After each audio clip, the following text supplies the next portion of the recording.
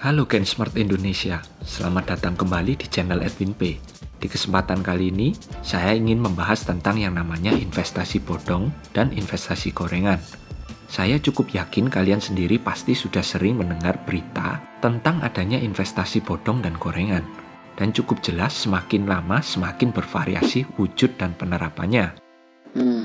Gawat juga ya. Nah, seperti yang saya sebutkan sebelumnya, si pencipta investasi bodong itu selalu menemukan investasi jenis baru yang tentunya untuk para calon korbannya. Lalu bagaimana kita bisa menghindari hal tersebut jika selalu ada yang baru?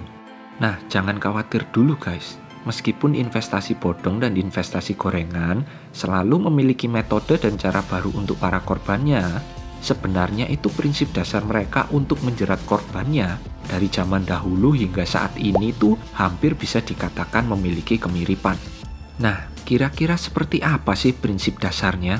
Mungkin agar kalian lebih mudah mengenalinya, saya akan memberikan cerita lewat ilustrasi yang satu ini bernama Monkey Business. Jadi begini singkat ceritanya, ada sebuah desa yang sedang mengalami kesulitan karena gangguan dari beberapa kelompok monyet. Tiba-tiba saja ada seorang pebisnis bernama si A datang menawarkan sebuah kesempatan yang luar biasa, yaitu membeli semua monyet yang mengganggu desa tersebut dengan harga 1 juta rupiah guys. Sekilas terdengar sangat menggiurkan bukan? Alasan si A membeli monyet adalah untuk dijual lagi di kota dengan harga yang lebih tinggi. Alhasil seluruh penduduk desa percaya dan tergiur akan imbalan dari si A. Meskipun penawaran ini terkesan terlalu manis dan indah untuk terjadi, penduduk desa tidak menyempatkan untuk benar-benar memahami dan mencek bisnis si A. Karena katanya penampilan si A terkesan seperti orang sukses, dan juga penduduk desa ingin segera membereskan masalah monyetnya, sekaligus mendapatkan 1 juta tentunya. Penduduk desa lalu berbondong-bondong memulai mengumpulkan monyet lalu menjualnya ke si A. Setelah beberapa saat, monyet telah habis dan penduduk desa kesusahan mencari monyet untuk dijual pada si A. Saat si monyet habis dan susah ditemukan, si A meningkatkan harganya menjadi 5 juta. Penduduk desa semakin antusias. Akan tetapi sayangnya mereka sudah tidak bisa menemukan monyet lagi untuk dijual. Saat itu juga, si A pergi dan pamit kepada penduduk desa untuk pulang ke kota sebentar dan akan segera kembali lagi untuk membeli monyet dari desa itu yang tentunya harganya 5 juta per ekor sekarang. Saat si A pergi, tiba-tiba datanglah si B. Si B berbicara pada semua penduduk desa bahwa dia menjual monyet seharga 3 juta rupiah.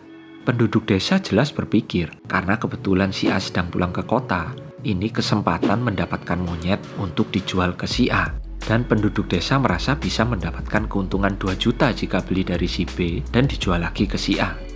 Dan akhirnya penduduk desa memborong semua monyet si B, yang dimana mereka tidak sadar bahwa si B adalah bawahan dan komplotan si A. Dan setelah monyet si B diborong penduduk desa, si B menghilang dan jelas si A tak akan pernah datang kembali ke desa itu lagi. Bak jatuh tertimpa tangga. Akhirnya sudah uang hilang, masalah monyet tidak juga teratasi. Jadi bisa kita ibaratkan si A dan si B adalah pembuat investasi bodong dan investasi gorengan, sedangkan penduduk desa adalah korbannya. Nah, Gen Smart, cerita Monkey Business ini adalah wujud simpel dari yang kita kenal dengan sebutan investasi bodong dan investasi gorengan di zaman modern saat ini. Jika kita lihat ulang dengan seksama, cerita Monkey Business ini seharusnya kita bisa mendapatkan beberapa tips yang bisa menghindarkan kita semua dari yang namanya investasi bodong maupun investasi gorengan. Jadi kita langsung aja ya. Tips yang pertama, janganlah pernah mudah tergiur akan yang namanya bisnis menguntungkan tapi mudah. Semua pencipta investasi bodong selalu akan memberikan iming-iming yang menggiurkan bagi kalian semua. Dan caranya itu gak akan ada habisnya guys. Bisa dengan iming-iming yang satu ini. Anda menang hadiah ratusan juta, lalu diminta fee ataupun bayar ongkos tambahan dahulu, yang dimana kita tahu padahal setelah kita bayar maka hadiah tetap tidak akan datang. Atau bisa juga dengan contoh yang satu ini, tulisan diskon 90%. Tetapi dengan syarat dan ketentuan berlaku yang tidak jelas atau terlampau banyak, bisa berlembar-lembar mirip makalah skripsi. Bisa juga dengan iming-iming investasi bunga 30% per bulan jika menabung di perusahaan investasi tersebut. Terdengar sangat menggiurkan sekali, bukan? Sebulan pertama memang biasanya dibayar tuh 30%, dan bulan kedua juga dibayar sesuai janji, agar semakin banyak korban yang datang menabung alias teknik pancingan. Setelah yang menabung semakin banyak, biasanya pada bulan ketiga, perusahaan mulai tutup dan hilang tidak ada jejaknya. GenSmart, jujur saja, saya selama ini tidak pernah menemukan yang namanya bisnis mudah dan banyak keuntungannya. Semua bisnis selalu memiliki kesulitan dan resikonya masing-masing, tidak terkecuali. Jadi, kita lanjut ke tips yang kedua, yaitu jangan mudah percaya begitu saja akan info bisnis yang indah dan profit banyak. Apalagi yang memberi info penampilannya seperti orang sukses. GenSmart, percaya itu memang boleh, tetapi tidak ada salahnya kita cek terlebih dahulu kan. Cari dulu latar belakang perusahaan investasinya, atau kita juga bisa menganalisa portfolio perusahaannya. Jujur saja, kebanyakan penipu itu selalu berpenampilan meyakinkan, bukan? Atau perusahaannya biasanya terlihat mentereng, bukan? Karena jika ingin memancing ikan besar atau korban yang banyak, sudah sewajarnya si penipu itu menyiapkan umpan yang sesuai juga. Jadi sekali lagi ya, dicek dengan teliti terlebih dahulu, selalu lebih baik daripada langsung percaya.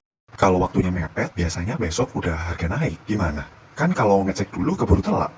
Kalau cerita itu, kita langsung masuk ke tips yang ketiga, yaitu jangan pernah takut jika kalian terlambat karena memeriksa investasi dengan teliti. Saya harap agar kalian memiliki mindset, ngapain harus membeli sesuatu yang tidak jelas. Itu mindset yang lebih bagus. Karena kalian pasti akan menyelidiki terlebih dahulu, bukan?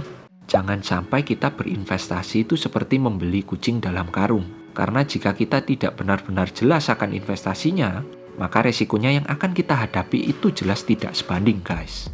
Yang namanya membuat korban tidak bisa berpikir panjang itu sudah menjadi salah satu prinsip dasar dari perusahaan investasi bodong. Karena jelas mereka akan memepet waktu kita agar kita tidak sempat menganalisa kebobrokan mereka. Nah, itu adalah 3 tips dasar bagaimana menghindari investasi bodong. Tapi tidak sampai di sini saja, karena saya akan berikan kalian sebuah tips investasi lagi yang bisa membantu kalian dalam mengurangi resiko investasi kalian. Tips ini tidak ada hubungannya dengan investasi bodong, hanya saja saya merasa masih banyak orang yang melupakan hal yang satu ini, yaitu sebisa mungkin hindari menginvestasikan seluruh harta Anda di satu tempat. Meletakkan investasi kita di tempat berbeda-beda itu jelas bisa mengurangi resiko akan yang namanya gagal investasi. Kita ambil contoh saat ini saja ya. Apa hasilnya jika semua uang Anda diinvestasikan di saham perusahaan hotel maupun pariwisata saja, tanpa ada investasi di tempat lain? Bagaimana jika kalian investasikan seluruh kekayaan Anda di harta tak bergerak seperti tanah saja? Tentu saja GenSmart sudah tahu resikonya kan, apa yang terjadi saat pandemi menyerang jika investasi Anda hanya ada di satu tempat itu saja. Lalu bagaimana seharusnya kita memilah-milah investasi kita? Nah, ini akan saya bahas di kesempatan lain waktu ya. Link akan tersedia di bawah video ini saat video sudah tersedia. Oke GenSmart, sekian video saya kali ini. Saya paham, pasti tahun 2020 ini menjadi tahun yang sangat berat dan penuh tantangan, baik dari segi mental maupun keuangan. Semoga pengalaman berat seperti ini dapat menjadikan kita semakin kuat dan berwawasan lebih. Dan juga semoga tips dan info di video kali ini bisa membantu kalian terhindar dari ancaman investasi bodong yang semakin marak akhir-akhir ini. Jangan lupa juga guys untuk support channel ini dengan like, comment, share, dan subscribe ya. Sampai jumpa di video selanjutnya.